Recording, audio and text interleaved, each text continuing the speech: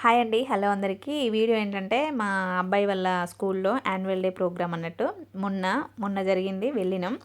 Programme ఎప్పుడు start అయిద్దని చెప్పిల్లంటే 5:30కి start అయిద్దని చెప్పిళ్ళు. మేము 5కే వెళ్ళినాం. ఎందుకంటే లాస్ట్ టైం 6 స్టార్ట్ అవుతుందంటే మేము 6కి వెళ్ళాం. వెళ్ళేలోపు మొత్తం చైర్లన్నీ ఫిల్ అయిపోయినాయి. అప్పుడే డాన్స్ స్టార్ట్ అయింది మా అబ్బాయిదే. అప్పుడు ఎల్కేజీ స్టార్టింగ్ వాళ్ళదే ఉన్నది. చూడలేదు, సరిగ్గా కూర్చోలేదు, సరిగ్గా చూడలేదు, లాస్ట్లో ఉండి. అట్లా కాదు, ఈసారి ఫస్ట్ వెళ్ళాలని అయితే ఫస్ట్ వెళ్ళినాం. 5కే వెళ్ళినాం. ఫ్రంట్ కూర్చున్నాం ముందు.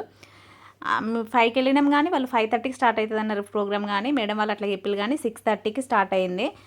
ఎక్కువసేపు స్పీచ్ అది ఇది అని ప్రిన్సిపల్ వాళ్ళు ఇచ్చిళ్ళు. ఇంకో ½ అన్ అవర్ టైం పట్టింది. 7కి స్టార్ట్ అయినాయి, అంటే పిల్లల డ్యాన్స్ ప్రోగ్రామ్స్. అప్పటికి మేమే అనుకున్నాం ఇంత డల్ అయిపోయి ఉన్నాం, పిల్లలు యాక్టివ్గా అసలు ఉంటారా అని అనుకున్నా నేను. కానీ అసలు 1% కూడా ఎనర్జీ తగ్గలేదు పిల్లలది. ఈవెన్ నర్సరీ పిల్లలు కూడా మస్తు యాక్టివ్గా చేసిళ్ళు. అసలు ఎంత బాగా చేసిళ్ళు అంటే, నేను యాక్చువల్గా ఆ వీడియో తీయలేదు, తీస్తే బాగుండు అనిపించింది. నర్సరీ పిల్లల్లో ఒక అబ్బాయి చేసిండు కదా, అసలు మామూలుగా కాదు, మంచిగా చేసిండు ఆ అబ్బాయి. ఒకడేమో మంచిగా చేస్తున్నాడు, ఒకడేమో వెనక ఒట్టినే కూర్చుంటున్నాడు, ఇంకోటిదేమో పాయింట్ జారిపోయింది, మేడం వచ్చి తీసుకుపోయి వేసింది. అట్లుంది ఆ పిల్లల్ది. చాలాసేపు కూర్చొని వెయిట్ చేసి పేరెంట్స్ అబ్బా అనుకున్నారు. కానీ వాళ్ళ డ్యాన్స్ పర్ఫార్మెన్స్తో అందరం నవ్వుకున్నాం. ఫస్ట్ అయితే ఈ ఒక్క బ్రాంచ్ కాదు, 2 బ్రాంచ్లు కలిపి ఒక దగ్గర పెట్టిల్లు అన్నట్టు. అట్లా కొంచెం టైం ఎక్కువ పడుతుంది. నర్సరీ నుంచి 10th వరకు అంటే ప్రతి ఒక్కరి పేరెంట్స్ వచ్చిళ్ళు. అట్లా ఎక్కువ ఇల్లు మెంబర్స్ వెనకనైనా ముందు చూడడానికైనా. మేము ముందే వచ్చినాం, కానీ ఎవరి డ్యాన్స్ వచ్చే వరకు వాళ్ళు ముందుకు వచ్చి నిల్చుంటున్నారు.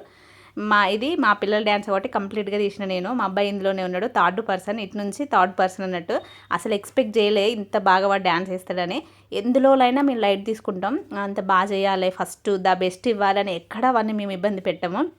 ఈవెన్ స్టడీ విషయంలో కూడా నేను మేడంని అడుగుతా, పర్లేదు మేడం చెప్పగానే క్యాచ్ చేస్తాడని అంటది. సరిపోద్ది అని అనుకుంటా. కాకపోతే వాడు గేమ్స్లో కూడా ఫస్ట్ వచ్చిండంట. ఏదో గేమ్లో గోల్డ్ మెడల్ ఇచ్చిళ్ళు. అట్లనే సైన్స్ ప్రాజెక్ట్లో కూడా 2nd సిల్వర్ మెడల్ వచ్చింది. సరే వీడికి ఓకేనా, హ్యాపీగా ఫీల్ అయ్యి ఊరుకున్నాం.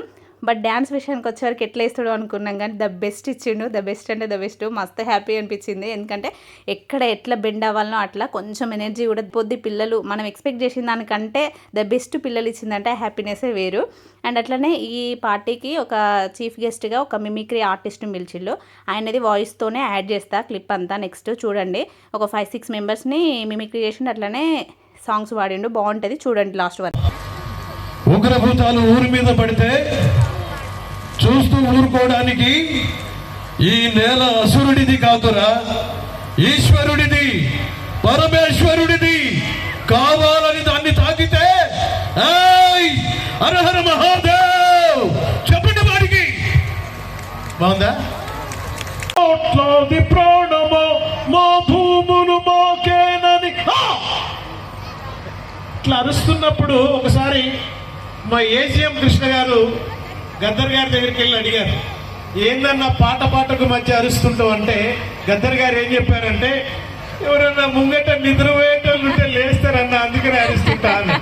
అందుకని మిమ్మల్ని కూడా నేను లేపాలని ఆయన సప్పట్లు కొడతలేదు, మీ సప్పట్ల కోసం ఎదురు చూస్తున్నాను. సో అట్లనే ఇవాళ ఈ మిమిక్రీలో సాధారణంగా ఘంటసాల వెంకటేశ్వరరావు గారు, ఆయన ఎప్పుడు మీరు మాట వినలేదు. ఆ రోజుల్లో ఘంటసాల వెంకటేశ్వరరావు గారు ఒక పాట పాడితే చచ్చిపోయిన శవం కూడా ప్రశాంతంగా శ్మశానానికి వెళ్ళిపోయాడు. ఏం పాట అది మీకు తెలుసా? ఈ జీవన తరంగాలలో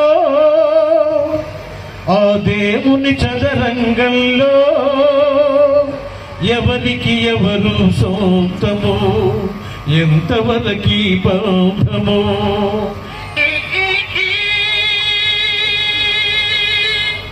ఒక మ్యూజిక్ తో వెళ్ళిపోయేవాడు. ఇప్పుడు ఈ మ్యూజిక్ కి మనోళ్ళు డీజే వేస్తున్నారు.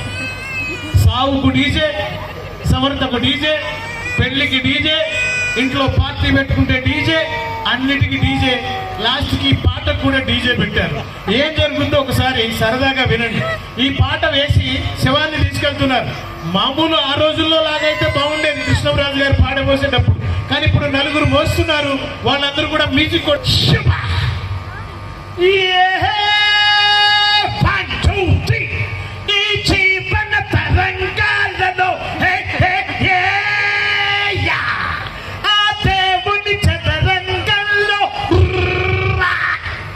అరుస్తుంటే శవం కాస్త మూలిగింది. శవం మూలిగేసరికి ఎవడు పట్టించుకుంటాడు? అటుపోయి వేస్తున్నాడు, వీడు కొట్టేస్తున్నాడు, పట్టుకుపోతున్నాడు. అయితే ఆ శవం మూలిగిన తర్వాత 1 కిలోమీటర్ పోయిన తర్వాత శవం అరవటం మొదలుపెట్టింది. వీడి పాట ఇంకా పెరిగింది. పాట ఆ దేవుని చదరంగంలో ఎవరికి ఆపడ్రా ఎంతుండవాడు పైన. ఎవడవుతాడు? ఆగలే. 3 కిలోమీటర్లు పోయిండ్రు. కాస్త పైన శ్మశానం ఇంటికి పోయిండు కదా, మోసే 4 శ్మశానానికి పోయిండ్రు. ఇప్పుడు చెప్పండి, ఎవడు డీజే ఇంటికి పోతాడు?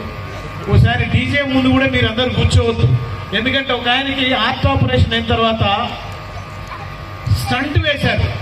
వాడు డీజే ముందు కూర్చుంటే స్టంట్ ఎడమవైపు నుంచి కుడివైపుకి వచ్చింది.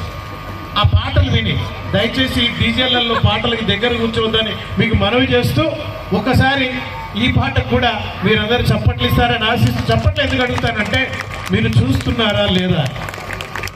రాజకీయ నాయకులు నవ్విస్తారు మంది, సినిమా వాళ్ళకంటే రాజకీయ నాయకులు ఎక్కువ నవ్విస్తారు. ఇప్పుడు కేసీఆర్ అన్న దాంట్లో పిలిచిన అనుకో, ఇలాంటి చైతన్య స్కూల్స్ కానీ ఏం మాట్లాడతాడు?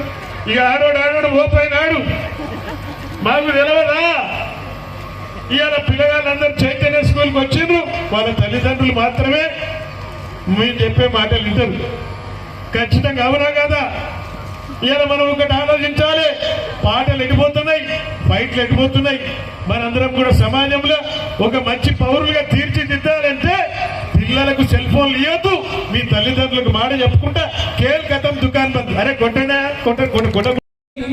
ఈ నేల ఈ ఊరు శనయేరు, నన్ను గన్న నా వాళ్ళు నా కళ్ళలో గిళ్ళు.